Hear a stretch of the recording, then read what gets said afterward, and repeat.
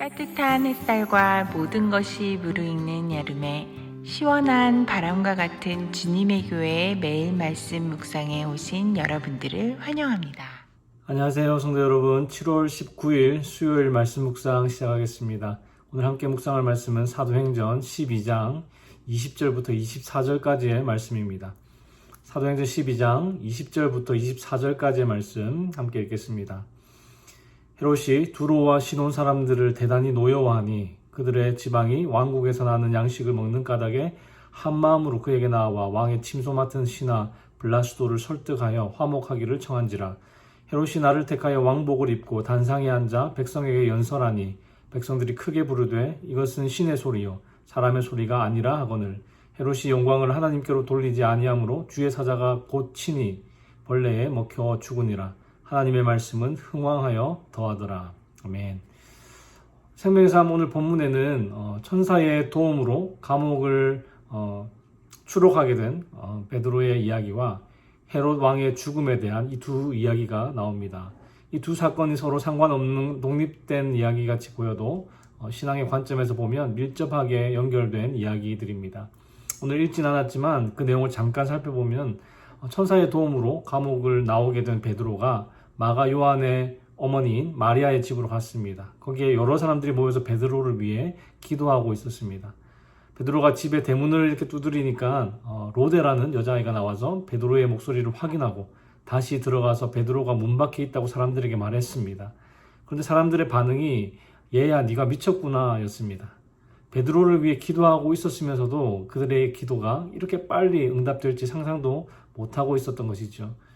베드로의 목소리가 확실하다면 아마 베드로의 천사겠지라는 말까지 합니다. 그러자 이 소녀는 정말 베드로가 맞다고 주장했고 베드로는 밖에서 계속 대문을 두드렸습니다. 그래서 어른들이 직접 문을 열어보았는데 정말 베드로인 것을 확인하고 다들 놀랐습니다. 베드로가 다들 조용하라고 손짓하고 지금까지 있었던 기적 같은 이야기들을 사람들에게 해주었습니다. 그리고 이것을 다른 형제들에게도 전달해달라고 말하고 그곳을 떠났습니다. 베드로가 그 집에 갔던 것은 그곳에 숨기 위해서가 아니라 자기를 위해 기도하고 있을 형제들을 안심시키고 또 이 사건이 복음을 위한 증거가 되도록 하기 위해서였습니다. 이 사건이 베드로를 위해 기도하던 형제들에게 얼마나 큰 기쁨과 위로가 되었겠습니까? 헤롯 왕이 6월절이 지나면 베드로를 공개 처형하려고 했는데 야고보에 이어서 예루살렘 교회의 지도자인 베드로까지 처형을 당했다면 헤롯은 유대인들에게 더욱더 열렬한 지지를 받았겠지만 그리스도인들에게는 더 큰 핍박이 가해졌을 겁니다. 그래서 그 밤에 모여 간절히 베드로를 위해서 기도했던 것이죠. 기도하던 이들은 하나님께서 놀랍게 역사하신다는 사실을 다시 한번 깨닫게 되었을 겁니다. 날이 밝은 후에 베드로가 사라진 것을 알게 된 군인들 사이에서 난리가 났습니다. 보고를 받은 헤롯 왕이 베드로를 찾도록 명령했는데 결국 그를 찾지 못했습니다. 베드로를 지켰던 간수들은 처형을 당했고 헤롯은 유대를 떠나 가이사랴로 내려갔습니다. 이후에 오늘 우리가 함께 읽었던 본문의 사건이 등장하는데요. 이 사건은 성경뿐만 아니라 요세푸스라는 역사학자가 기록한 책에도 등장하는 사건입니다. 요세푸스는 예수님께서 십자가에서 돌아가신 직후에 태어난 유대인인데요. 제사장의 아들로 태어났습니다. 그 당시 유대는 로마 제국의 통치하에 있었기 때문에 독립을 위한 움직임들이 늘 있었습니다. 요세푸스는 AD 66년에 발발했던 로마와의 전쟁, 제1차 유대전쟁이라고 하는데요. 이 전쟁에서 유대군의 지휘관으로 또 로마군과 맞서게 됩니다. 그러나 전쟁에서 패하면서 로마군의 포로가 되었고 로마에 투항하여 유대군에 관한 정보를 제공해주게 됩니다. 이 때문에 로마 황제의 배려로 풀려나게 되고 로마 시민이 되었습니다. 로마 시민이 된 요세푸스는 황제의 도서관, 또 군사 보고서, 헤롯과 또 팔레스타인의 다른 통치자들의 재판 기록에도 접근할 수 있었습니다. 그는 훗날에 유대 전쟁사라는 책을 남겼는데요. 1세기 유대의 역사를 알 수 있는 중요한 기록이라고 할 수 있습니다.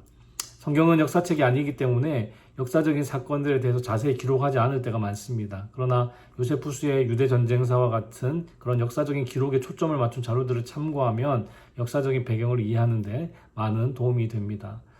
오늘 본문 20절에 보니까 헤롯 왕이 두로와 시돈 사람들을 대단히 노여워했다고 기록하고 있습니다.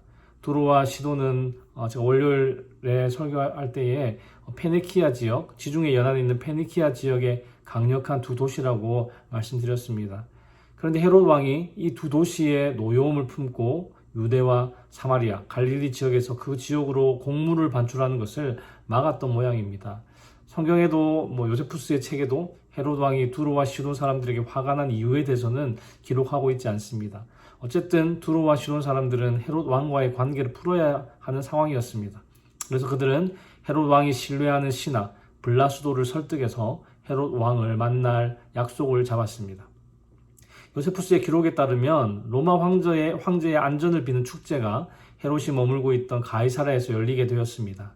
헤롯 왕은 그 소식을 듣고 가이사랴에서 황제를 기념하는 쇼 혹은 공연을 열기로 했습니다. 축제일이 다가오자 각지에서 귀족들과 유력 인사들이 수없이 몰려들었습니다. 쇼가 열린 지 2일째 되는 날 헤롯 왕은 은으로 만든 멋들어진 옷을 입고 이른 아침에 극장으로 나갔습니다. 거기에 엄청나게 많은 사람들이 있었는데요. 이른 아침에 이렇게 떠오르는 햇살이 헤롯 왕의 옷에 달린 은에 비치면서 휘황찬란한 모습이 연출되었습니다. 성경에는 헤롯이 왕복을 입고 단상에 앉아 백성에게 연설했다고 기록하고 있습니다.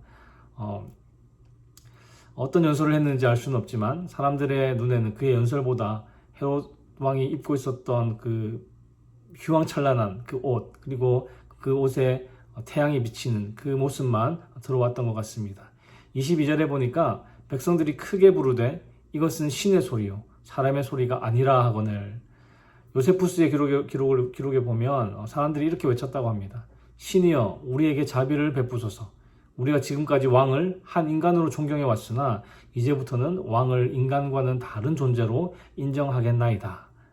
헤롯 왕은 이런 불경스러운 아첨을 듣고서도 군중들을 꾸짖거나 그렇게 하지 않고 그냥 내버려 두었다고 기록하고 있습니다.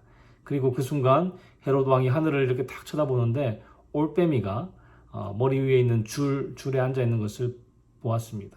흉한 소식을 전해주러 나타난 것이 분명하다는 사실을 직감했다고 합니다.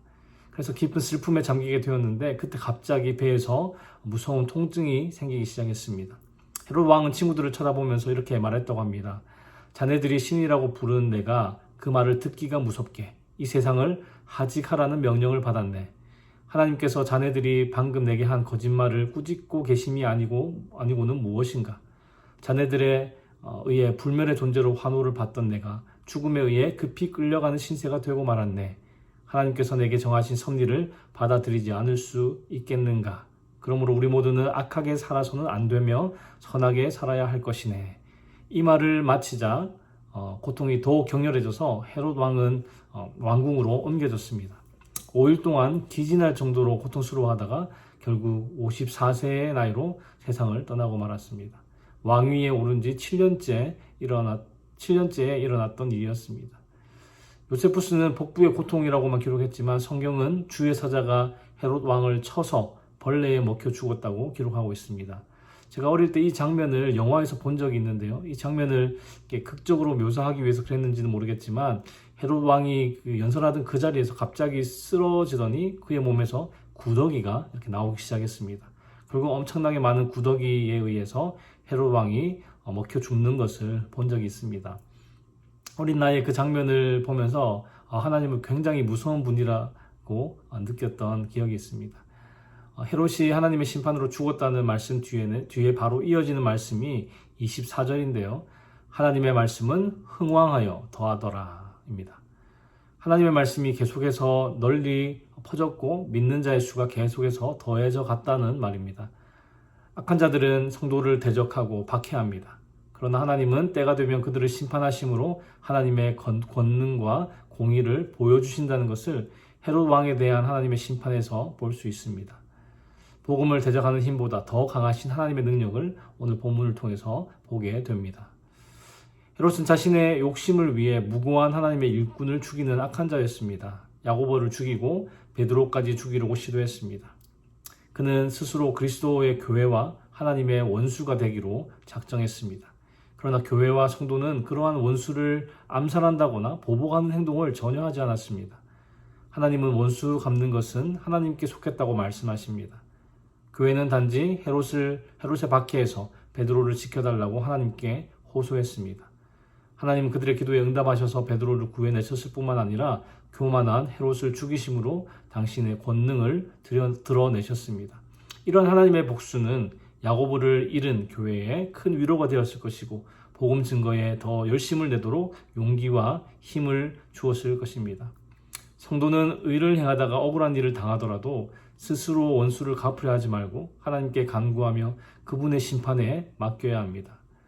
사랑하는 성도 여러분, 오늘 말씀을 통해 기도의 결과와 교만의 결과가 확연히 다르다는 것을 보았습니다. 성도들의 기도의 결과, 옥에 갇혀있던 베드로가 자유케 된 것을 보았고 하나님의 영광을 가로챈 헤롯 왕의 교만의 결과는 벌레의 밥이 되었습니다.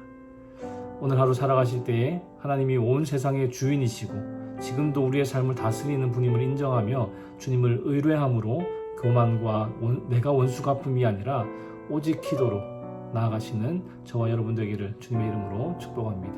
기도하겠습니다. 하나님 아버지 감사합니다. 오늘도 주님 앞에 나와 말씀과 기도로 하루를 시작하게 하시니 감사합니다. 하나님, 이 세상의 권세는 지금 당장 화려하고 강력해 보이지만 그 결국은 죽음과 파멸인 것을 봅니다. 그러나 하나님의 권세는 세상의 권세와는 비교할 수 없이 강하고 영원함을 믿습니다.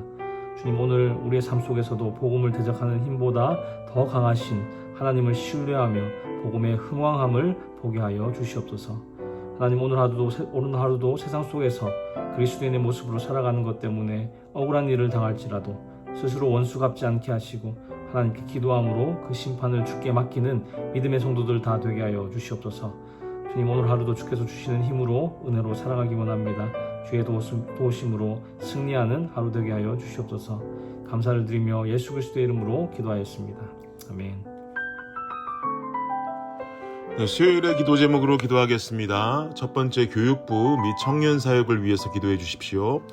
영아, 유아, 초등, 중고등부 교회 학교를 통해 어릴 때부터 복음을 만날 수 있도록, 대학부 청년부 EM 사역을 통해서 영적 부흥이 일어나도록. 두 번째는요, 구역 예배 위해서 기도해 주십시오. 구역장들이 예배를 성령 충만함으로 인도하도록, 구역장들이 섬김을 통해 각 개인이 은혜와 복을 받도록 기도해 주시기 바랍니다.